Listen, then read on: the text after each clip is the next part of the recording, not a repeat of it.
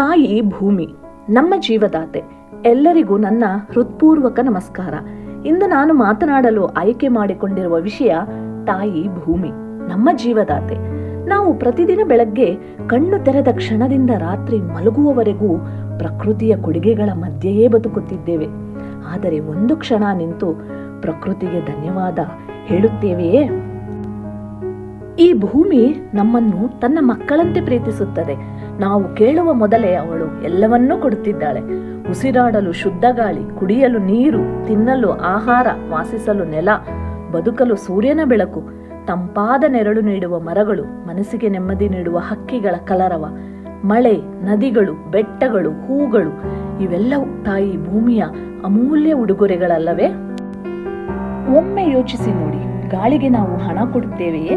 ಸೂರ್ಯನ ಬೆಳಕಿಗೆ ನಾವು ಬೆಲೆ ಕಟ್ಟುತ್ತೇವೆಯೇ? ಮಳೆಯ ಹನಿಗಳಿಗೆ ಯಾರಾದರೂ ಬೆಲೆ ನಿಗದಿಪಡಿಸಬಹುದೇ? ಇವೆಲ್ಲವೂ ನಮಗೆ ಉಚಿತವಾಗಿ ಸಿಗುತ್ತಿರುವ ಅಮೂಲ್ಯ ವರಗಳು. ಇಂದಿನ ಜೀವನದಲ್ಲಿ ನಾವು ತುಂಬಾ ಬ್ಯುಸಿಯಾಗಿದ್ದೇವೆ. ಹಣ ಗಳಿಸುವುದು, ಕೆಲಸ, ಓದು, ಮೊಬೈಲ್, ಸಾಮಾಜಿಕ ಜಾಲತಾಣಗಳು, ಇವೆಲ್ಲದರ ನಡುವೆ ನಮ್ಮ ಜೀವನದ ಮೂಲವೇ ಆಗಿರುವ ಪ್ರಕೃತಿಯನ್ನು ಮರೆತಿದ್ದೇವೆ. ಪ್ರತಿದಿನ ಬೆಳಗ್ಗೆ ಕೇವಲ 1 ನಿಮಿಷ ಸಮಯ ತೆಗೆದುಕೊಳ್ಳಿ, ಕಣ್ಣು ಮುಚ್ಚಿ ಹೃದಯದಿಂದ ಹೇಳಿ, ಧನ್ಯವಾದಗಳು ತಾಯಿ ಭೂಮಿ, ಧನ್ಯವಾದಗಳು ಪ್ರಕೃತಿಯೇ, ಧನ್ಯವಾದಗಳು ವಿಶ್ವವೇ, ನನ್ನ ಜೀವನಕ್ಕೆ ಇಷ್ಟೊಂದು ಅಮೂಲ್ಯ ಕೊಡುಗೆಗಳನ್ನು ನೀಡುವುದಕ್ಕೆ ನಿನಗೆ ಧನ್ಯವಾದಗಳು. ಈ 1 ನಿಮಿಷದ ಕೃತಜ್ಞತೆ ನಮ್ಮ ಮನಸ್ಸಿಗೆ ಶಾಂತಿಯನ್ನು ನೀಡುತ್ತದೆ. ಕೃತಜ್ಞತೆಯಿಂದ ಬದುಕುವ ವ್ಯಕ್ತಿಯ ಜೀವನದಲ್ಲಿ ಸಂತೋಷ, ನೆಮ್ಮದಿ ಮತ್ತು ಸಮೃದ್ಧಿ ಹೆಚ್ಚಾಗುತ್ತದೆ. ಆದರೆ ಕೇವಲ ಧನ್ಯವಾದ ಹೇಳಿದರೆ ಸಾಕಾ? ಇಲ್ಲ, ಪ್ರಕೃತಿಯನ್ನು ಕಾಪಾಡುವುದು ಕೂಡ ನಮ್ಮ ಜವಾಬ್ದಾರಿ.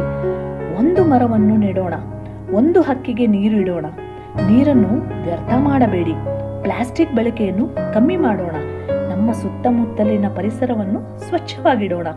ನಾವು ಭೂಮಿಯನ್ನು ಕಾಪಾಡಿದರೆ ಭೂಮಿ ನಮ್ಮನ್ನು ಕಾಪಾಡುತ್ತದೆ. ಕೊನೆಯಲ್ಲಿ ಒಂದು ಚಿಕ್ಕ ಸಂದೇಶ: ಭೂಮಿ ನಮ್ಮ ಪೂರ್ವಜರಿಂದ ಬಂದ ಆಸ್ತಿಯಲ್ಲ, ಅದು ನಮ್ಮ ಮಕ್ಕಳಿಂದ ಪಡೆದ ಸಾಲ. ಅದನ್ನು ಪ್ರೀತಿಯಿಂದ, ಕಾಳಜಿಯಿಂದ ಮುಂದಿನ ಪೀಳಿಗೆಗೆ ಒಪ್ಪಿಸೋಣ. ಅದರಿಂದ ಇಂದಿನಿಂದ ಪ್ರತಿದಿನ 1 ಕ್ಷಣ ಪ್ರಕೃತಿಗೆ ಕೃತಜ್ಞತೆ ಸಲ್ಲಿಸೋಣ.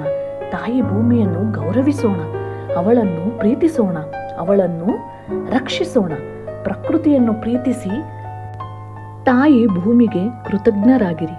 ಕೃತಜ್ಞತೆಯೇ ಸುಂದರ ಜೀವನದ ಮೊದಲ ಹೆಜ್ಜೆ. ಧನ್ಯವಾದಗಳು ಸ್ನೇಹಿತರೆ.